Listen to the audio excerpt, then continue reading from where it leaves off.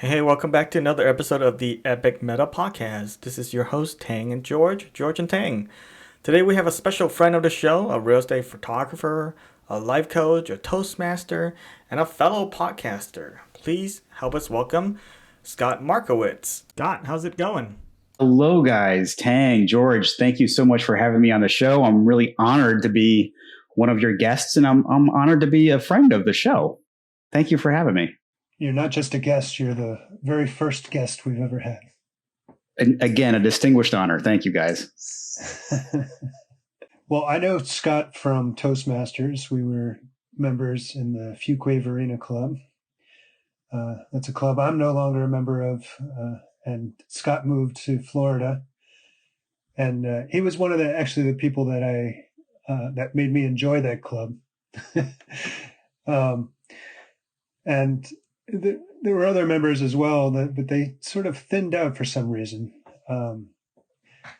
which ultimately led to me leaving it. But enough about me. So Scott, we met in Toastmasters, and you actually encouraged us along the way to Tang and myself to start a podcast.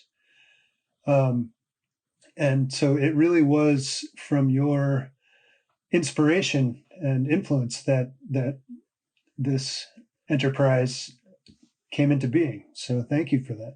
Well, you guys are welcome. I would like to editorialize that a little bit, George. I think that you and Tang had the idea to have the podcast, and I really just encouraged you guys to follow that intuition that you already had to go out and actually take action on that. And I congratulate you. I think the show is fantastic. I love listening to the Epic Meta podcast, and I love the back and forth that you guys have. And again, I feel privileged that I was able to help you guys really pursue that inclination, and look what you've done. I think it's a great show. Wow, thank you for that. So tell us about your podcast and basically what started for you or what inspired you to do it. Yes, my podcast is called The Video Crush, and it's no longer in active production, but The Video Crush was a very important pivoting point for me in my life. I started the show. The idea for the show sprung out back in 2008. This is when I was working at a company called Alchemy X up in Philadelphia, and I was one of their lead television and film editors, and I was also a co-creator for some of the TV development programs that they had. So we were helping create TV shows for Food Network, for example.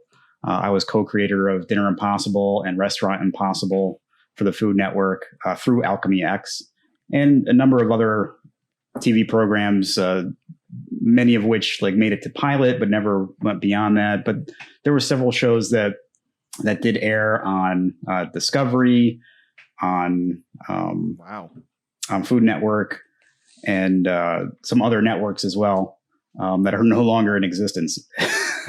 And the thing about that particular job was that it was a very consuming job in terms of my energy, my time. And it consumed my soul to a great degree, because there was a lot of things that I had to do on a daily basis that were not in alignment with who I truly was. And it took a big toll on me. The podcast, it was called The Video Crush, and it explored how other people, mostly in the television and film industry, found a way to live an integral life.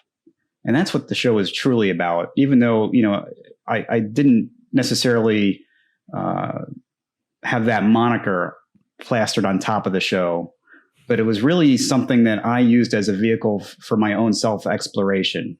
In 2008, both my parents had passed away, very unexpected.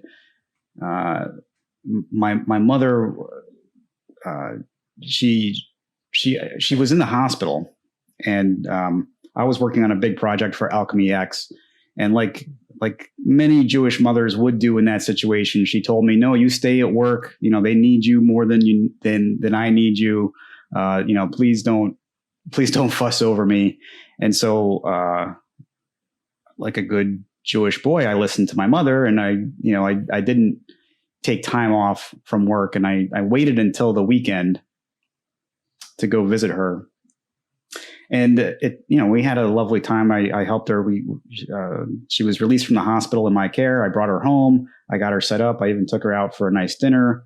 We talked, and then it was time for me to go back to work on Monday. And I went back to work, and at the end of that work day, I got a phone call.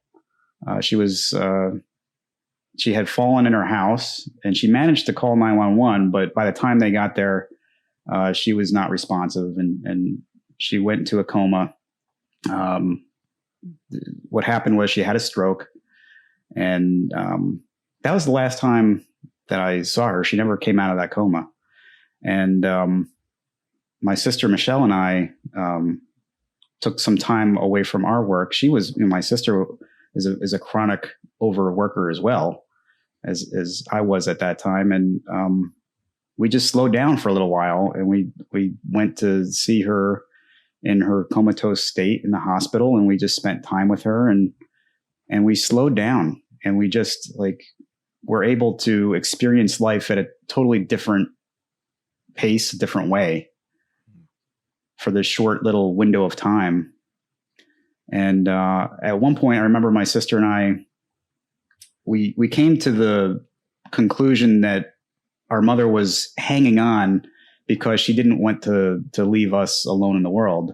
And my sister and I, we both held her hands, and we said, "Ma, it's okay. You can let go. You can leave us here, and we're going to be fine." And within 20 minutes, my mother had passed away. And my sister and I, this experience was just incredibly life altering for us. And for me in particular, I had to really go back and reevaluate my entire life. I was in a marriage where I was not giving my wife the attention that she deserved. I had 2 young children, and they were certainly not getting the attention that they deserved or the time with their father that they needed. And I had some decisions to make. And I ultimately decided that I was going to leave that life, and I was going to stop that identification that I had of myself as a top TV and film editor. But it was not going to be an easy thing to do. And the podcast, the Video Crush, was a way for me to explore how I could leave that world and leave that identification behind. And so I reached out to others who had already done it. And it became a very powerful runway for me to gain momentum, to gain speed, and to lift up off of this planet of TV and film that had such a huge gravitational pull on me. And I owe an awful lot to that podcast. And like I said before, it's a very important part of my life, and it's a pivotal point in my life. And I interviewed some amazing people. I interviewed one of the first people I interviewed was television's Mark Summers, who a lot of people regard him as maybe a C-level celebrity, but to me, he's everything that represents what life should be. I mean, he followed his dreams as a young man. He wanted to be a magician and go into show business, living in a small town in America's breadbasket, and where nobody knew what show business was. And he said to himself that that's the life he wanted. That's the calling he felt. That's the pull he had, and he just followed along with what felt right to him, what felt good. And he made his way out to California, and he forced his way from just sheer will into show business. And he, many of you may know him as the host of Nickelodeon's TV show Double Dare. And there's a whole cult following now, of Double Dare, and and of Mark Summers, but I can tell you from firsthand, because he was the executive producer for many of the TV shows that I helped co-create and worked on. Wow. I can tell you that he's got a heart of gold, and like every human being, he's got quirks, and and he writes about them. He's written some books about, he struggled with OCD for much of his life. And, he has a lot of things that like everybody struggles with, but he really cares about people, and he really allows that to drive a lot of what he does. And he's not always fantastic at showing it. Like me, he's got a temper sometimes, and, we're all human, and he was a big helper for me to recognize that, like every human being has good in them. And I truly believe that we're born with pure goodness and pure love, and then things get screwed up along the way. And it's part of the experience that we're supposed to have. Like I don't believe anybody is supposed to live a perfect life or live perfectly making the right decision every single time or always do the right thing. I believe that part of our experience here is to explore every possibility, and good or bad, indifferent. And he showed me that you can do that. You can wrong people, but then you can make it right. You can, you can have a past that you're not proud of, but that doesn't determine your future, and it doesn't dictate your present. So, I owe a lot to Mark Summers. I owe a lot to all the people that I interviewed on the Video Crush. And that's a really long answer, guys. I hope that wasn't too long. Where does the title of your podcast come from? What does that mean? The Video Crush, specifically the word crush. Oh yeah, so that's going on there. That's a really interesting question, and I was just like you, Tang. I don't really do well with the sleep cycle. So like a lot of times I'll find myself staying up at night just thinking. And this came to me, like I was in this world where, I was expected at a very high level to be able to make people's visions manifest in the real world on a TV screen.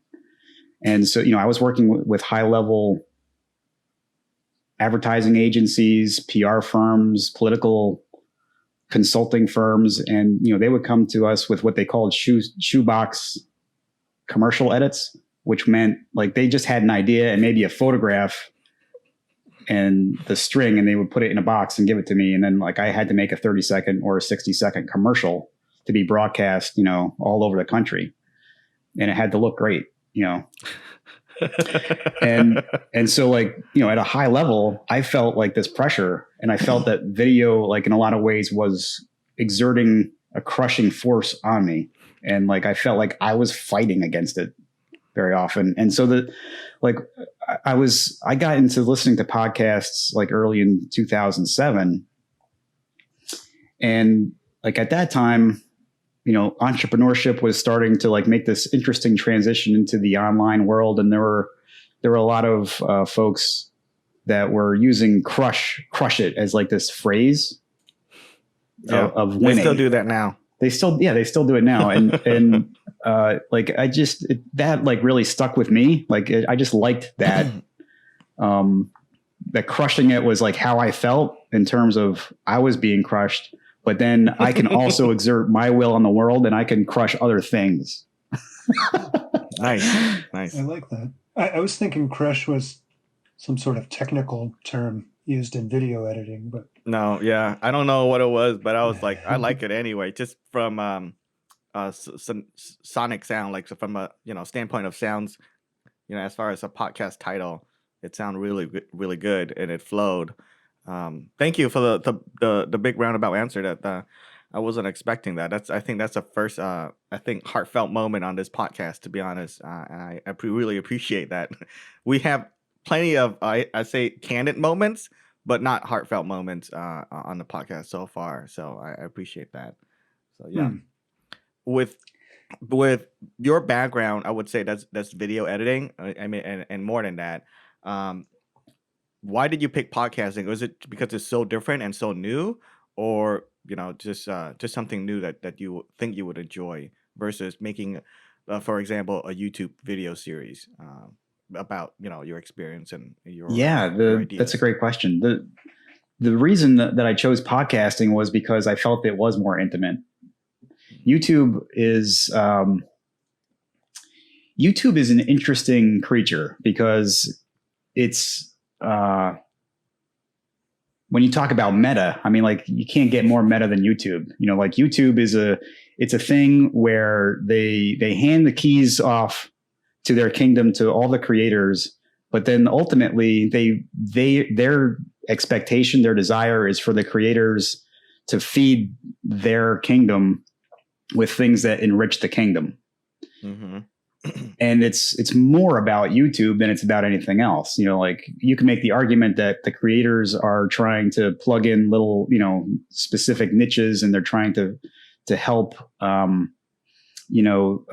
specific listeners and viewers to get the information or the entertainment that they want. But in reality, YouTube is more like broadcasting than podcasting, in the sense that YouTube wants you to, as a creator, to keep people on their platform, mm-hmm. and to continue keeping eyeballs on YouTube.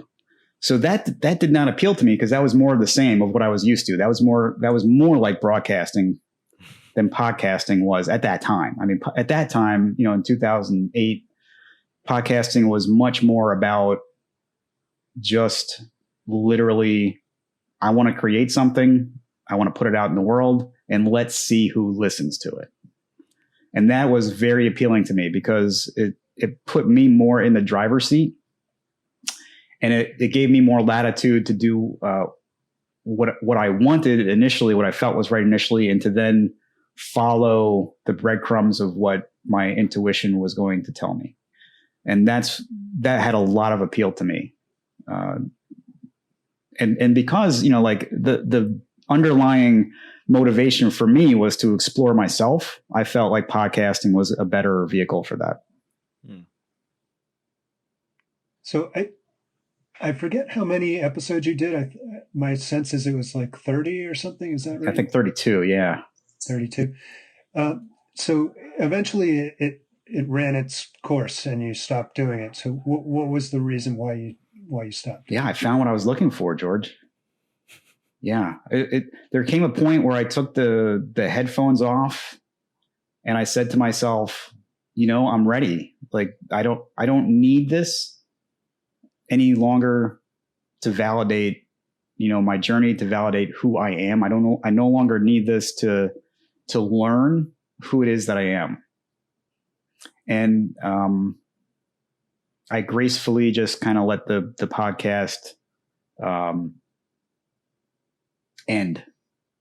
It's I kind of think of like some series, they get cut off, because of ratings before they really had a chance to mature, and some shows like are given that chance to like really develop, and they end before even the viewership is ready for it to end. Like Schitt's Creek, for example, I think is a perfect example of that. Where the show runs its course and it does what it set out to do, and it ends in a very satisfactory way. Even though the fandom wished it were to continue, they can understand, the finality of it. And I think that's where the Video Crush ended for me as a creator. I had accomplished what I set out to do, and there was nothing left I felt that I needed to explore in that particular topic. And, I think at this point in my life, I mean, it's several years later, I think that I'm starting to become ready for some new podcasting endeavors. And, there's definitely some more podcasts in me, just not the Video Crush. Yeah. Yeah. Cool. Do you have a favorite episode that you you created other than Mark Summers? So I looked up the episode I was referring to before we start taping. It was Jeff Steinman is the guest. I actually know one or two of the guests on your show as well because I network previously. I networked quite a bit along with my time at Toastmaster, and I actually met Joe Navarro at a networking event. So I kind of understand your world of podcasting as far as like the niche you're trying to fill with a kick in the ass, you say, for entrepreneurs that want to hop over the line. And I love that. I love that little bit. It makes a lot of sense to me. But love your guests. Some obviously most of the guests I have no idea. So which one is kind of like, if you had to pick maybe top three, if you don't want to feel like you have Okay. to pick just one. Yeah, that's even better. Top three. So if I had to rank them, I think I'm going to start with number three.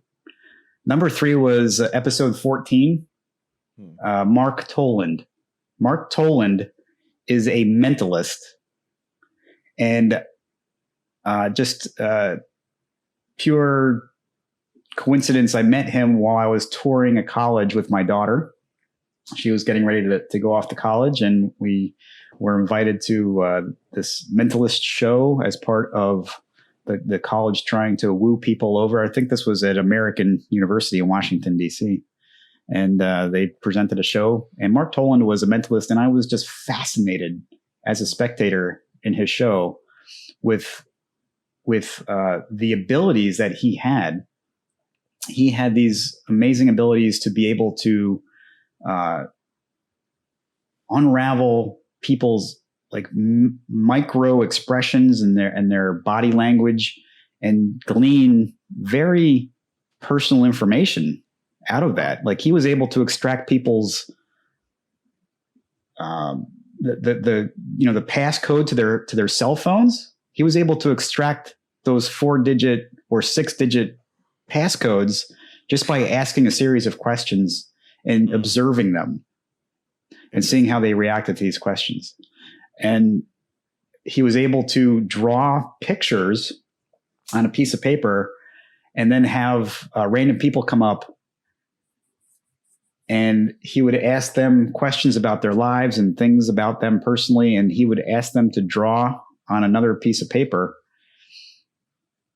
and they would be able to, to draw these pictures about themselves. And then he would present like the sketch that he made, like in front of us, that we were not able to see what he was sketching, but he would show us the sketch that he made, and it would be identical to the things that these people just drew live on stage in front of us. And it was just mind blowing to me. So I invited him onto the show just because I was so fascinated by that. And the thing about Mark Toland that, again, I thought was super inspiring was that he simply was following what he felt good about. He was simply following what made him happy, because like in no way, in no place on earth can you like go to a reasonable elder or, guardian and say, I want to be a mentalist, and like have them be like, yes, let's get you set up with that. Like there's no mentalist school you go to. There's no business course for mentalists. There's no real good place in society for that. Yeah. And this guy was killing it. I mean, like he was, he had like a whole very sophisticated entertainment shell, over his skill set, in terms of, like he had like the whole entertainment shtick down, like as far as his presentation, his dress, his style, even like the inflections in his voice and the way that he talked to people. And it all just stemmed from him as a child saying like, I like magic and I want to do this. And like, oh, like pulling a rabbit out of a hat's pretty cool, but I really like it, when I can do these other tricks that get the people more involved. And, like he steered away from like the parlor tricks that most magicians begin with. And he went into this entire like down this lane that hardly anybody goes down as entertainers. And he, as far as I can tell, he's the best at it that I've ever seen. Just astonishing. The number 2 most favorite podcast, I would say, would be Jessica Ekstrom from Headbands of Hope. Jessica Ekstrom, she was a student at NC State University, and she was taking business classes. And as part of the program there, they want you to start your own business. And what she did was she started a business where she not only sold fashion headbands, but she built into her business that half of the money would go towards children's cancer research and for providing victims of childhood cancer with fashion articles for them to wear so that they can feel, good about themselves during chemotherapy or other treatments. And, this is a person who, again, she saw a need in the world, and she said, there's something I can do about that. And I can do it in a way that makes me feel good about myself and that feels right. And, her business took off, and Headbands of Hope, I would invite everybody to go check it out. They have fantastic articles of fashion that you can purchase for yourself as an adult, and every purchase goes towards, child cancer research. But you can also, make direct donations if you wish, and you can buy like headbands for young girls who are going through cancer treatments if you want to, contribute in that way as well. But Jessica was just a fantastic guest because there was no hesitation on her part. She saw this as a desire of hers, and she was not going to let anything get in her way. And that was very inspiring to me. And I have to say, the number 1 favorite show of mine was episode 13, a guest named Penny Polikoff. And Penny Polikoff was actually somebody that I knew from high school. She was a year ahead of me. And where I grew up is a small town in upstate New York. There was not a lot of people that were not like of the white Protestant lineage. But here we were 2 Jewish Americans, Eastern European descent that were very different from the rest of the people around us.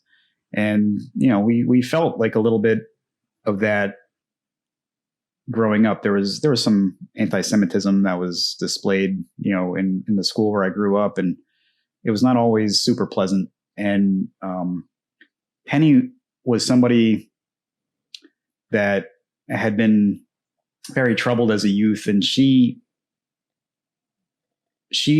displayed some of her discomfort with the world and with the inequality in the world and with the injustice in the world. She displayed it very outwardly. She was a very angry adolescent, and she was very outspoken, and she would not hesitate to speak what she thought. And to me, as a sophomore in high school, it was super scary to watch her. And I admired her very much. And even though in her personal world, she was going through a lot, I had a lot of admiration for her because she was not afraid to tell it like it was. She was not afraid to speak her truth. And yet I was very much afraid of that. And I had this opportunity as the host of the Video Crush to reach back out to her and reconnect with her. And the favorite thing about that show, she talked about, she was a life coach, and she was one of the first life coaches that I ever met. And, or I should say, she's one of the first life coaches who ever explained to me what life coaching really was. And she talked about, her journey of being this injured, victimized person into this powerful, self-actualized person. And I found it just absolutely fascinating. And it was my favorite episode because that's where I first realized that I could really do this. I could really turn myself into what I wanted, and I could shed myself of the victimizations that I was using to identify myself. And I can shed myself of all these limitations that I believed I had, because that's the kind of person that Penny Polikoff is that she's somebody that encourages you to live into your own power. And so that show was super powerful for me for that reason. But also I was able to let her know and connect to her on a very personal level what her presence in my life meant to me when we were in high school. She had never known. I mean, she was living a very pained and anguished life. And I was able to let her know that, you know what, like that meant something to me. Like, like she was an inspiration to me. And, there was a moment in our high school career where she reached out to me at a human level, and it meant the world to me. We were in gym class, and I don't know if you guys remember this, but like they did this torturous thing where they would teach us square dancing, and they would make you like pair up.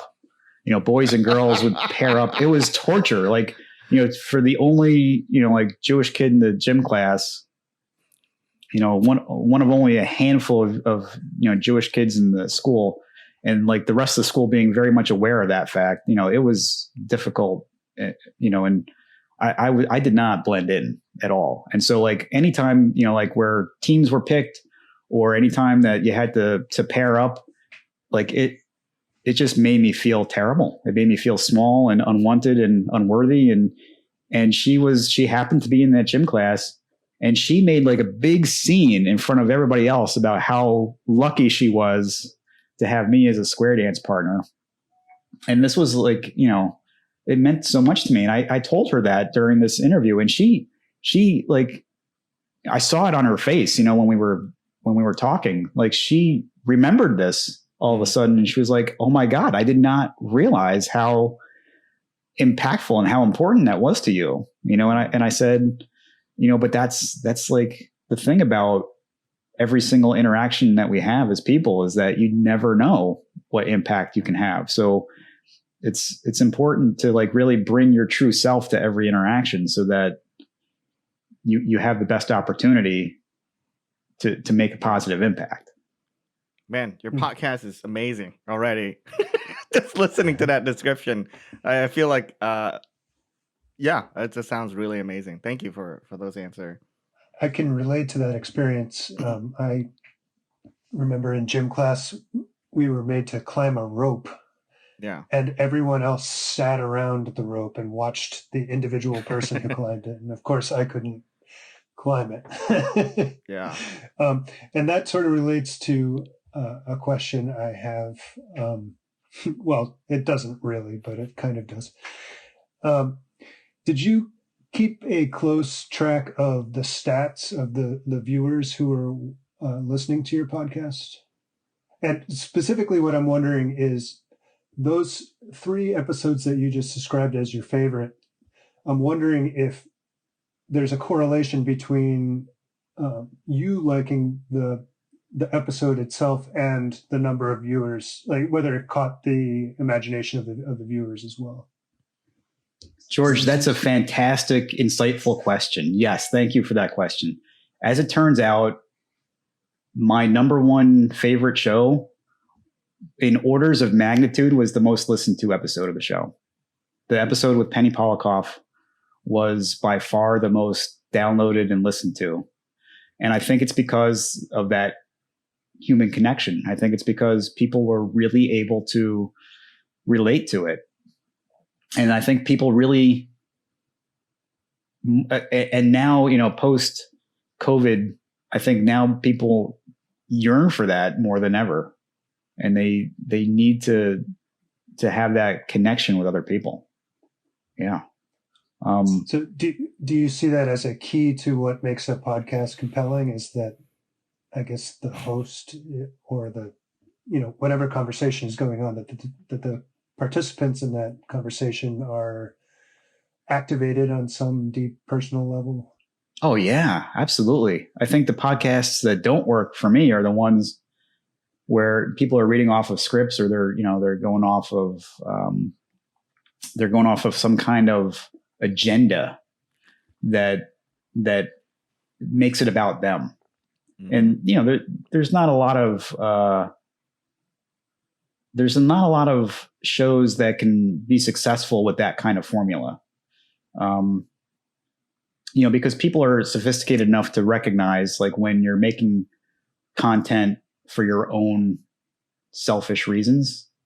And so, like, the Video Crush, even though, like, I had my own personal motivation to learn and to grow and to leverage these interviews to build my runway, the purpose was always, and the most fundamental thing that I always had in mind was, what value am I going to be bringing to the audience member? Like, what will people be getting out of this? And is it worthwhile for them to listen to? So, people can pick up on that. And that's what drove my interview style.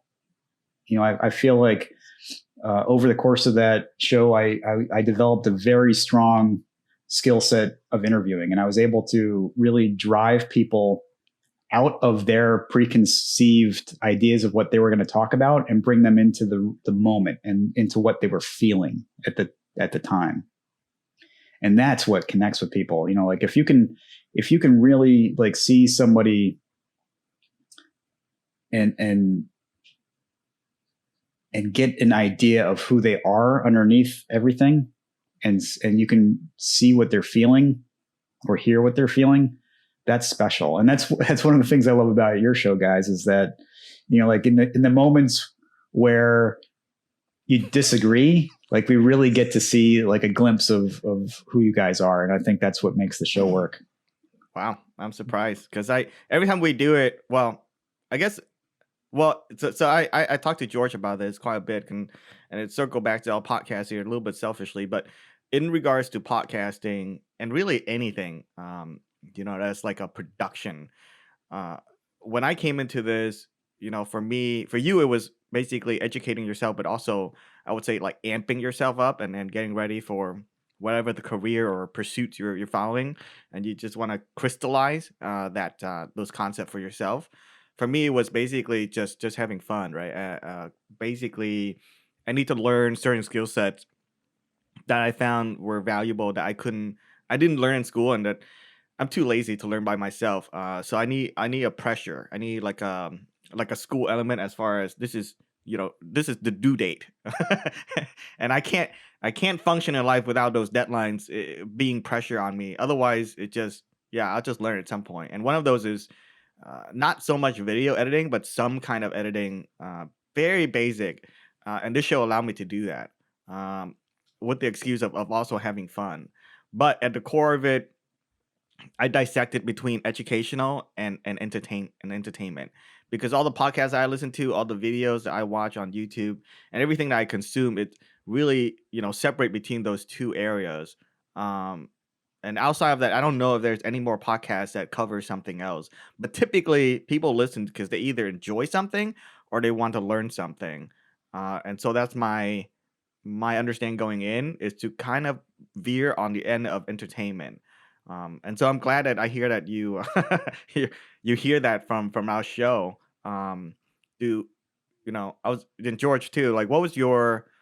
I mean, I guess I invited you to this, so I was curious. What is your coming into it? Were you exploring podcasting as well?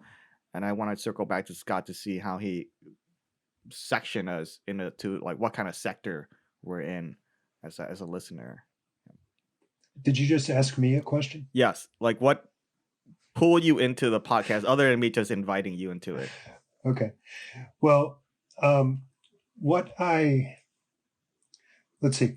You just mentioned that one of your reasons for doing the podcast was that you found it entertaining.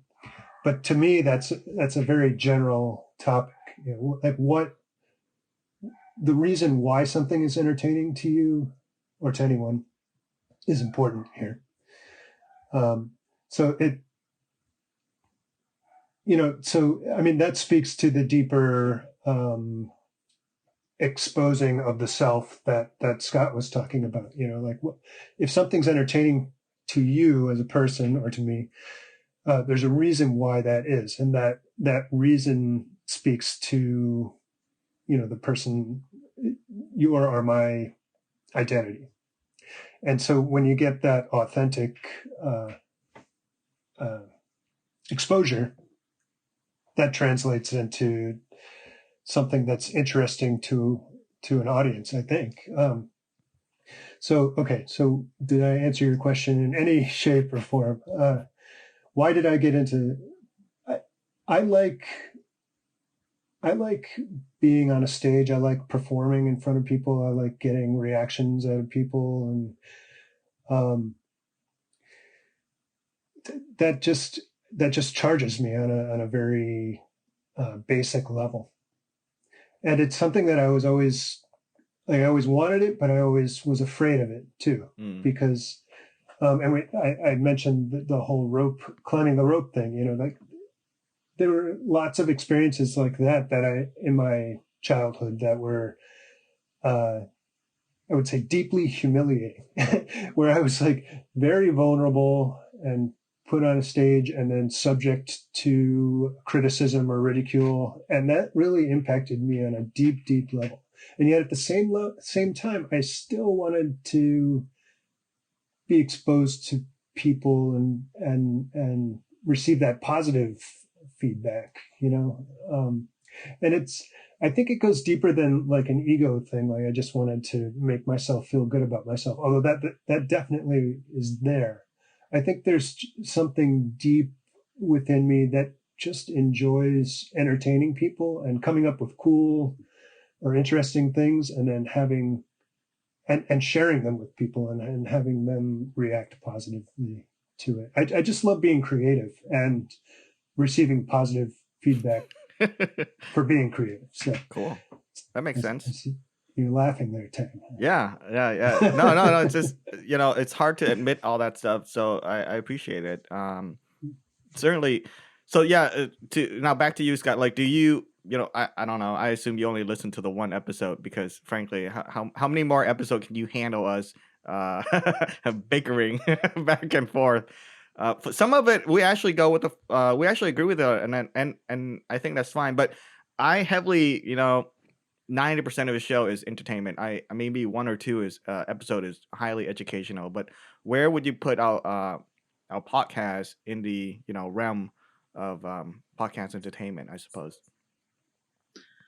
Are you asking like what category I would put you guys in? Because I don't know that I would necessarily like even be able to pinpoint one category, because I find the thing I love about your show is that you cover so many different topics and that you tie them together in such a really cool way. Like the philosophy, the literature, the pop culture even, and television and film. And like I like how you guys construct your conversations about, for example, when you talked about the Matrix films, you were almost talking about it as literature, which I think is a very unique thing. And you're not talking about it in any way that I've ever heard before. Like when I talk to people in my sphere, like TV and film people, they're talking, very much about production value, and they're talking very much about, like how the film is constructed from a technical standpoint, and they're talking about like box office success, and like, the film was a smash hit, and this is why, and they can point to like all the things that added up, but none of them like really seem to appreciate. I shouldn't say, I mean, like the main talking points are not the philosophical value of the film series. It's about what has this film meant to the industry in general? What has the film meant, to their careers, how it inspired them perhaps. But, for the most part, in general terms, they're dismissive of the underlying purpose of the film. And to me, that's the whole like nugget of the Matrix films is, our place as a human race. How are we going to define ourselves? How are we going to accept or deny the responsibility of our own lives? And, how are we going to manage this world that may not even be real to begin with? And that's a lot of deep questions that, I've only really heard discuss in a meaningful level on your podcast. And so that to me is hugely entertaining. To me, I find your show very entertaining. Cool. Especially when you get into like the back and forth and when we get to see a little bit of vulnerability on each of your parts, I think that's really cool. Wow. So thank you. We started, well, I can't speak of George, but part of it is just to really explore and learn. Not some of it is also entertaining people too, right? Like I do have some of that, what George was referring to in regards to performance and entertaining folks or listeners. However, more of it is just learning some of the techniques and what is basically post-production of a podcast. And I had a really difficult time because to me, being more specific is more value. I equate like the specific with value. For example, if I have a YouTube channel or a podcast that just talk, all about shoes every day and just shoes forever into infinity, then that's a 100% specific, market audience. And we want to go to specific, maybe like sport shoes or something like that. Whereas our podcasts have the reverse problem where it is almost too broad. And like episode 17, I really tried to just hone in on that. But from listening to you, it seems like you actually enjoy the broad scope. Yeah, I don't know if George has a question for you with against that same tone. Yeah, well, I'd like to interject a little bit something in regard to that notion, Tang, because yes, the popular wisdom and certainly the real marketing statistics would show that if you're going to start a podcast, you want to try to be as specific to an audience as you can and niche in, or drill down to as specific a niche as you can. And the truth is, yes, if you're trying to grow an audience quickly, that is a huge benefit to the producer of the show. But I don't see that that's your goal in this show. And if you're in this for the long haul, I think you're going to find that this is a winning formula. It's not necessarily going to be like a quick burn. It's going to be kind of a slow simmer. And, but folks like me who are looking for some real deeper content are being well served by your podcast.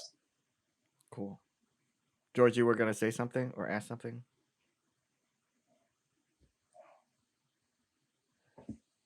Yeah. Well, you kind of just addressed it, but we have struggled with the question of who is our target audience and what are we exactly doing here, and what is our purpose and all that. And I agree with you that in the long haul, we have to be interested in what we're talking about, otherwise, presumably no one else will be. And so, I guess the purpose of this podcast is just to talk about what we're interested in and our unique takes on it. So I guess I'm just wondering if you can elaborate maybe more on, is that a unique enough offering for a potential audience? And if it's not, it's not. But is that a variation on the question that you just answered? sufficient for you to give a different answer? Yeah, I think that. So here's what I think is that, like, as you guys accumulate more in your library, I think that you're going to be able to have a much more compelling offering for those specific people that show up. So I think in your specific case, like, what's going to serve you best is to keep doing what you're doing. Like, in each specific show, each individual show, go as deep as you can into that topic, so that, and then on a secondary note, you want to get as deep as you can in your show description and your show, SEO, so that people can find it. Because people who are looking for that particular topic and who will find your show will be very delighted at how deep you go about the topic. At least that's my experience with the show. And, there have been some topics where I wasn't that interested. I remember, I forgot this, you talked about like a pop artist in one of your episodes that I didn't find that interesting. I felt like the contextual background, that you guys talked about, more interesting than the actual artist. I felt like that was the Crumb episode. The Crumb episode, yeah. Like, I felt like his impact on culture was more interesting to me than him as an artist. Yeah. But I think that, but if I were to think about like your Wrath of Khan episode, I mean, I was glued to that because I'm a big Star Trek fan. I'm a big science fiction fan. And I have to, hey, I'm going to take this opportunity, Tang, to tell you that you're wrong, that the Wrath of Khan is the quintessential Star Trek. No. Well, no, I appreciate your answer. I appreciate your honesty and to that effect. George appreciate very much afterwards to see that comment. I think it was on YouTube or something, but it was, or no, in email to us. It was, it was confirming his thoughts and his ideas. So appreciate that response as well. Yes, certainly. There's some episode where, for example, the Crumb movie or the director of Crumb, I felt that as it was going along, but it's very hard, as a performer, as someone who's doing the action, to have a third party viewpoint.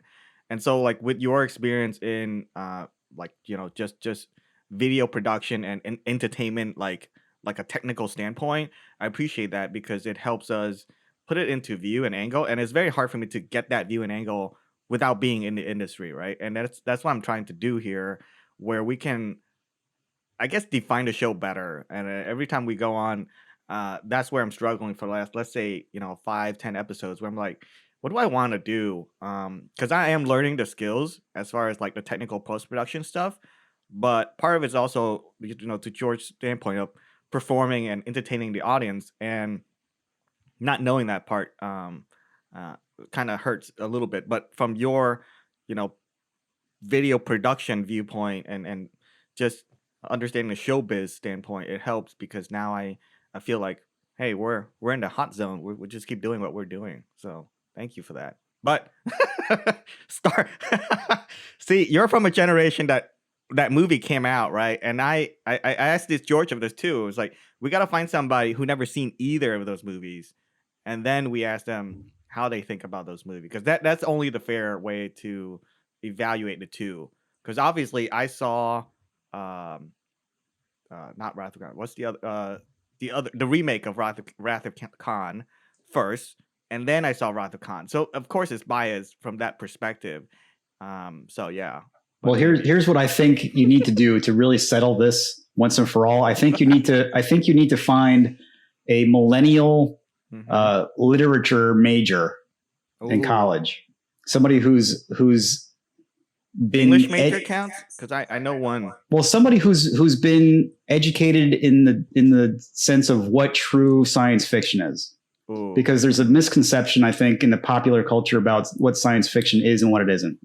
Like to me, Star Wars is not science fiction. Star Wars is mythology, and it's more of a Western formula than it Fantasy is almost. science fiction. Well, there's fantasy elements to Star Wars, but like from a formulaic standpoint, like from a filmmaker standpoint, that follows the formula of a Western. It's much more like mythology. It's much more good and evil. Whereas science fiction deals with humanity, and it deals with, it's not black and white. Science fiction is like, what does this particular thing in the world mean to humanity? That's what science fiction is. And like usually it comes in this form where we're dealing with advanced science and futuristic ideas. And, but science fiction does not need to be like far in the future or like highly advanced technology. Science fiction can be much more simple. It has more to do with the thematics of what it's dealing with. And so if you were to ask an educated science fiction student which film was better, I guarantee you there's no contest. Oh, now I'm scared. So I'm just not going to do that mission then. Just avoid all that. I think I settled it for you just now. Well, and also just from a screenplay quality standpoint, there's no question that Wrath of Khan is a more highly crafted story in terms of each scene being very purposeful in each line of dialogue, and just how the story wraps itself up in a circularity and all that. It Into Darkness just seemed like a ham-fisted sort of. It was a remake, and a inferior remake at that, and just, I don't know. It was more about space battles than exploring the ideas that were presented in Wrath of Khan. So and for you not to see that, Tang, it just drives me nuts. There were plot holes in that film that you could drive a starship through. And they did. Fair enough. And they literally did in the first 10 minutes. Hey, I enjoyed it. So, as a consumer, it doesn't really matter what the film producer or audience was appreciating. What matters is how much it was consumed. And I mean, it sucks, but it does matter. At the same time, it's all about, sell value and ticket price. And I can't compare the two because I guess we could go look it up, but I don't know. As an audience standpoint, I still enjoy the fast paced, annoying. Probably because I'm more of an action person. So while I appreciate science fiction, I love the action stuff. And for a generation where, action was just different because of the production value, you couldn't do it. Maybe that's why I didn't appreciate Wrath of Khan as much. And the poetry just kills me. You can't have a bad guy that makes me laugh. I gotta take this seriously, and that's, I think, for a generation gap. Maybe like you said, a film science major student will be able to discern all that and look through it. But I couldn't, as just a straight up consumer, forgive that because it just totally threw me off. But yeah, back to podcasting. So yeah, you definitely value our podcast. Do you see like, for when you did yours, let's say after episode 5, do you start getting feedbacks and you start getting a followership? Do you start going and doing certain things to cater to that audience? Like, how do you make sure that you are staying true to yourself, as your journey is concerned, and also producing stuff that was actually valuable and at the same time grow the audience? So how do you balance all those I guess, goals? That's a really good question, Tang. I think that for the Video Crush, I never put a lot of value into the followership or the feedback. It was really nice when I got it. I would say I don't think I got very much feedback until like say episode 10, really. It took a little bit of time for people to find that show. And that's okay. I mean, because again, it wasn't for the purpose of, like selling advertising or, getting earbuds tuned in. It was for the purpose of exploring myself and exploring, those topics for other people who found themselves in the same kinds of situations that I found myself in. So, like I didn't have like an immediate need to get feedback per se, but I always kept in mind that, feedback, it was up to me to decide what it meant. And I think as a creator, it's important to always keep that in mind, because, here's like a lesson that you can learn from, like some of the big names in entertainment,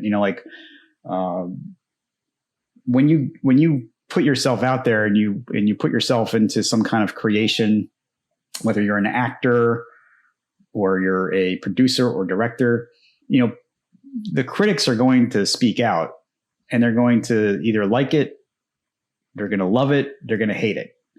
And none of that has anything to do with you, because you've already done your thing. You've already, as the creator or the artist, you've already made that representative piece of yourself, and you've already put it out there, and you've done the work of being vulnerable. The critic does not risk anything.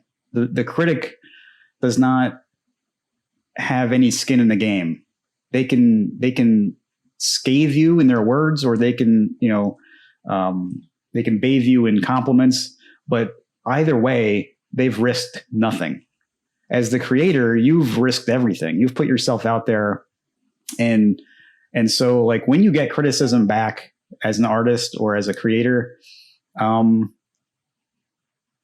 you have all the power to decide what it means, and for me, like I got my fair share of people saying, like that episode, didn't work for me, or, like, why didn't you ask this? Or why didn't you ask that? Like, I had one particular listener reach out to me and say, like you had this like amazing, entrepreneur on the show, and I can't believe you didn't ask her about this, this thing in her past that was controversial, for example. And I said, well, first of all, I wasn't aware of that controversy, for one thing. And second of all, get your own show. Thank you. Like, Thank you. I had to reach out to that person. This was like, I'm trying to remember, Marsha Wright is like a celebrity in Great Britain as an entrepreneur, and is like a female, business leader. And I guess she was involved in some controversy when she was younger, and, but that I didn't know that. And I was in awe of what she had built, and she was somebody who helps other people build their businesses. And I was just enamored by what good she has been doing, and so when this person reached out to me, and they were somehow they were, turned off by the fact that I didn't ask this person about, a past discrepancy that they may have or may not have done. Like somehow that reflected poorly on me. But no, like I reached out, I did all the work to get this person as a guest, which was not easy. I mean, like it took months to book her as a guest. And, I did all the research, and I felt like the things that I was asking her were the most relevant things to me and my audience. Mm-hmm. And so if this one person didn't like it, that's okay. Like they don't have to like it, and it doesn't mean anything to me. And I don't have to engage in any kind of rhetoric back and forth with that person if I don't want to. And it's really not going to like change anything anyway. So, thank you. Yeah, I don't know if does that help? Does that answer your question? Yeah, no, it does. I understand. Yeah, thank you. Definitely helpful. I mean, it's a delicate balancing act we're performing here. We're creating, we're to a certain degree catering to an audience, not much of an audience, but so far, hoping to build one. That shouldn't be our main concern, and I realize that, but it's still fun to see the stats increase, and Yeah. it's still fun to realize that other people than ourselves are listening to our podcast. I think, sorry, yeah. George, did you have a question for Scott? Well, it was more of an observation that there's competing, I don't know, incentives or competing goals at work in this enterprise. It's an interesting sort of matrix of things going on all at once, which I find interesting. For Scott, I think George is. I don't know if George had. I think he does. Performances before, so he understand audience feedback and kind of, for lack of a better term, get hooked into it. But for me, being just a straight up consumer and consume so much of the media in modern day, I understand how YouTube and like technology in regards to metrics tracks us and rate us. That to your response to that particular audience of yours, I also put it into a box where I only care so much, and after that, I care more about what me and George is saying about a certain subject and how much work we can do in pushing and continuing the podcast. And I have a feeling that George is getting to that spiral of YouTube metrics because there's just so much metrics. It gets overwhelming for me when I click on it, and I'm just like, huh. No, I wouldn't say that. I do enjoy the craft. That's an important part, but I'd be lying if I said I wasn't at all interested in the stats. Yeah. It's just interesting. It's not like my well-being hinges on the stats in any way. It's just I find that aspect of the process interesting as well. Yeah, for Scott, when you did yours, the platform you put the podcast on, I think, which is Stitcher, maybe. I'm not sure which platform you use. And how did you track your metrics? Yeah, I was using things were a little bit different on the podcasting landscape when I did my podcast. I used a service called Libsyn, which is short for Liberated Syndicate, LIBSYN.com. It's a paid service, but they handled a lot of the technical things that at the time were very difficult to do on your own. And so they had some pretty cool tracking tools within that platform. And that was pretty much the only way I could track at the time, because I was publishing through Libsyn, and then they would proliferate the show through iTunes and through Stitcher. And there was another platform that's no longer in the world. I forgot what it was called, but there were three main platforms that I was getting pushed out to, and it was pretty cool to see. By far, iTunes was the biggest source for listeners to find me, and I knew that through the Libsyn statistics, and that, which is consistent with like the actual podcasting listener habits. Like people still are using iTunes and Apple Podcasts more than they are using Stitcher and other things. Although the gap is closing, and it's a steady closing of those gaps, but it was pretty cool. I mean, like I have to say that the first day where I noticed that a show got like 1,000 downloads, I felt pretty good. It was a pretty neat milestone, Did you ever think of monetizing or doing anything to, sell a coffee mug, or, any of those ideas popped into your head before you entered the show? Oh, absolutely. I mean, in fact, I was kind of counting on it at one point. I was thinking early on when I first started, I was thinking that this would be not just like a runway for my growth as a human being, but a runway for my financial growth. And, I thought that, by season 2 or 3, I'd be able to reach out to sponsors and have the show monetized. It just turned out that like, by the time that episode 32 was completed, I just didn't feel like that was the right show. That was the correct vehicle any longer for me to really continue growing. And so I started to follow my intuition and I got into other things. I started to dive into becoming a life coach and the training involved with that. And, I think in the future, certainly I think a podcast that's sponsored is something in my future. And I'm still dialing in exactly what that show would look like, but yeah, cool. That was a consideration for sure. Yeah. Cool. George, do you have anything? Well, I think we're nearing the finish line here, but I have here on my list of questions to ask you. Are there any topics that you would like us to discuss in the future? You've listened to our show so far, so has there been an idea that popped into your mind that we should discuss at some point that you would be interested in?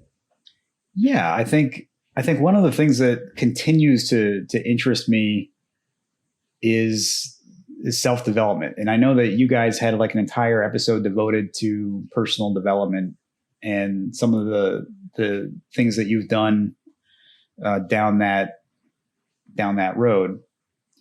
And in like as a subcategory, I would love to have a discussion about mind management, like the way that people can manage their own thoughts and different strategies around that, because that's such an important part of personal development that most people never get exposed to, because it's not like a quick fix. Like when you're thinking about like the big, personal development outlets that people are aware of, like in the pop culture, the self-responsibility is often left out, and that's about your mind management. Like very often it's like, do this and you're going to be happy. Or, if you just can master this one skill, you'll be able to manifest whatever you want in your life. Right. But the truth is, personal development cannot be successful without successfully taking account of what you're thinking. Well, first of all, noticing what you're thinking. Many of us don't even know the thousands of thoughts that are going through our head, but taking account of what those thoughts are, assessing the value of those thoughts, and then making decisions about whether you want to keep thinking them or not. And personal development has to start there. Otherwise, I just know for a fact you can't really make any headway. So, that's like as a personal coach, that's like a lot of the things that I go deep with my clients about is learning how to recognize your thoughts and recognizing like and ranking them, in order of importance. And more importantly, like, is this thought useful? Is this thought going to serve me or not? And if not, then I can stop thinking it. It's a skill. I mean, like, it sounds pretty easy, but like in practice, it turns out that it's not so easy to do because we've been so conditioned to ignore it. I mean, like from children, we're taught to really disregard our own thoughts and, like be quiet and be seen and not heard, et cetera, so forth. And that it just creates like a whole fracture. Yeah. I mean, like it separates us from our own thoughts and our own feelings, and it's not useful for anybody in the long run. So, like as a coach, I would love to explore and hear you guys explore more about like managing those thoughts that we have, and and what those mean, and like how we can better serve ourselves with our own minds. Cool. Thank you. Is that the buzzword right now for the last few years has been mindfulness? Is that the same trajectory or not? Yeah, mindfulness it's like really the first paver in that path. It's the first stepping stone to gaining control of your mind. And it's something that it's a lifelong pursuit. It's not something that you can just master once and like continue to benefit from the initial mastery. It's something that you have to continue practicing and continue getting better at, because and the cool thing about it, guys, is that like as your awareness of your own thoughts expands, then it also grows your possibilities, and it also grows the things you can pick to decide from. And as possibilities grow, then more thoughts become available, and your consciousness expands. And I know consciousness is a fantastic topic that I love to hear you guys talk about. And that's another thing that, I mean, if I were to rank them, I would put consciousness as the second thing I would love to hear you guys talk about more of. But, as consciousness expands, it creates more thoughts, and then it makes it more of a task to be mindful of them. So like it's a never ending, expansive, glorious world that lives right inside your cranium. Sounds well, wonderful.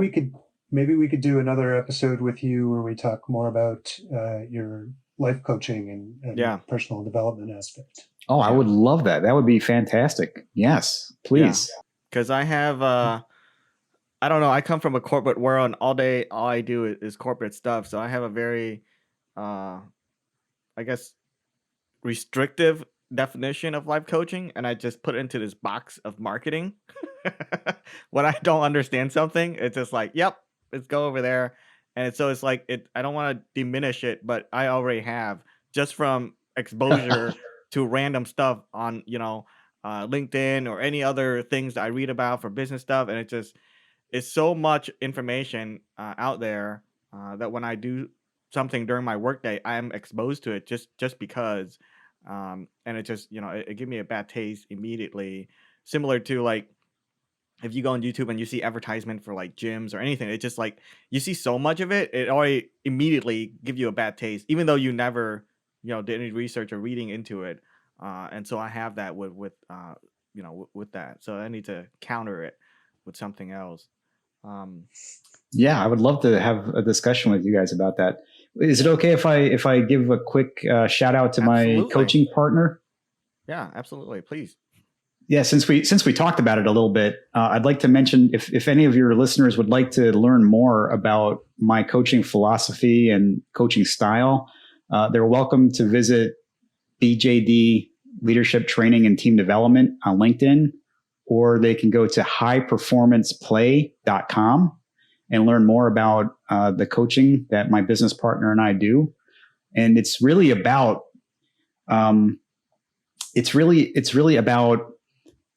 removing barriers that people have within themselves and in their environments, in their circumstances.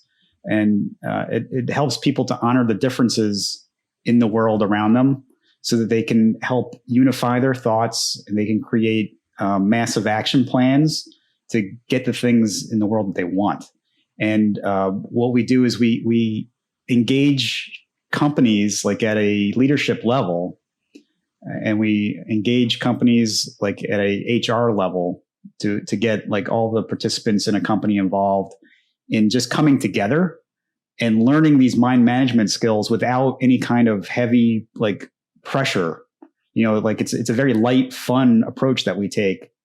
And if you'd like to learn more about it, it's like no other coaching that you've heard of, probably, because very few practitioners are approaching things like we do. And so I would love to see you guys come to highperformanceplay.com or Coach BJD Leadership on LinkedIn to learn more about it. Cool. Awesome. I definitely will. Thank you for that. Awesome. Well, Scott, I can't thank you enough for joining us on the show. I think this was a great episode. I can't wait to hear it back. Dude, yeah. Since I think I'm our most loyal listener. So. Yeah, since post production is on my part, yeah, it does take some time. So give it way after Thanksgiving to listen to it. But thank you. Same with George. Thank you so much for participating and helping us out.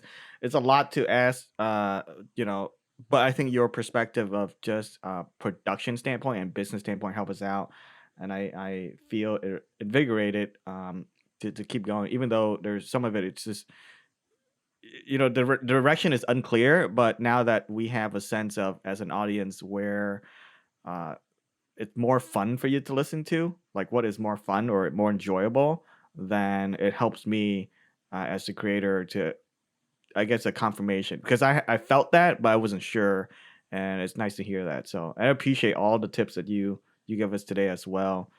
Certainly podcasting is a playground or a medium that's, I think, is growing but also maturing in its own right. You started a while back, and now it's getting to the point where it's pretty very popular and crowded, but at the same time it's still growing and defining itself. Like, it doesn't really know in and of itself what podcasting is, so we're not we're not the only ones out here trying to figure it out. I don't think we're the only one to do that. Yeah. Yeah. Well, let me offer you a thought about that, Tang, because I think that there's a distinction here that's very valuable. If you can perhaps think about this, what if it's not trying to figure out what you're about, but what if it's more about just doing what feels good? Yeah. Because like on the one side, like there's some kind of like outward expectation that you're not doing it right now. And I don't think that's correct. I don't think that's correct at all. I think there's a lot of value for what you're doing, to be just following your gut, to be just following your feelings of what feels good.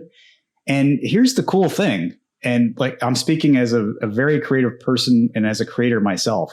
I think that your show, the real value is that you are exploring things in a way that the creative mind naturally wants to explore things. You guys are approaching your topics from like all these different perspectives and all these different vectors. And that's how creative people think. So like, yes, the conventional wisdom, and I'm using air quotes for the audio listeners, is that you want to like follow a specific formula and you want to be like as focused as possible. But the word focus is a dirty word to creative people. And we don't like to be put into a box, and we don't like to be laser focused on one particular thing or thinking one particular way. And the secret of success is often said to be like to focus on one thing. But let me offer another distinction here. Like you can have one distinct pinpointed goal in mind, and you could be approaching it with a lot of different tools, and you can be using many different disciplines to achieve that pinpointed goal. So like, yes, focus is necessary in terms of when you have a specific outcome in mind, but in terms of the execution of your strategy and the execution of achievement, there's no limit. Creativity is only going to make like getting to that goal happier, healthier, more resilient to outward forces, and it's only going to make it more bendable. So like if you need to change that goal in a slight way, then that creative approach is going to make it easier to flex and bend into a new direction if necessary. So I hope that helps as well. Thank you. Yes, it does. Yes. That's a great way to end it. And just on a personal note, it's really good to see you again, Scott. I always liked interacting with you, talking with you and everything. Yes. So to see both of you guys. And yes, George, I miss our interactions at the Fuquay Arena Toastmasters. I have very fond memories of all of that interaction that we used to have there. And we should do this more often. This was fun. I really enjoyed this. Yeah, thank you. Maybe we'll bring on you as a repeated guest for certain topics where we need a third viewpoint. Yeah, definitely. I definitely want to end the show, but Matrix 4 is coming out. I don't know if you guys are tracking. So definitely that theme. And I've talked about this, George. We can always have revisited episode where we do the second episode of the same topic, because it's just too much for us to cover in one. But Matrix 4 is coming out. I'm very curious where they're taking, there's always the possibility of ruining your own creation. And there's a lot of movie producer and directors and story creators that do that. And so I'm delighted, but also very fearful that what I love can also be ruined. For example, Star Wars. So it's a worrisome thing, but I'm hoping they can do it right. And so we'll bring you back for that for that episode. Brilliant. Looking forward to it. Cool. All right. Well, that's all I have, and I guess everybody can say goodbye to the audience. Goodbye, everyone. Thank you. Goodbye, everyone. Bye-bye. It's been an honor. Thank you very much for having me. Hey there, listeners. Thank you for supporting us thus far. How are you currently enjoying our show? Please share your thoughts with us through Twitter or YouTube. As we're a newer podcast, maintaining our vitality is the utmost important to us. Part of that process is to be a community, but most importantly is to deliver content that you enjoy. So in order for us to do those things effectively, please share with us your ideas and or requests, and of course, how you receive the show so far. Perhaps we can do a follow-up conversation to a topic that we've covered not in depth enough, or cover a new topic that you find interesting. As always, please like, comment, subscribe, and most importantly, share with someone that you think would also enjoy the show. And of course, as always, be good and be well. Take care.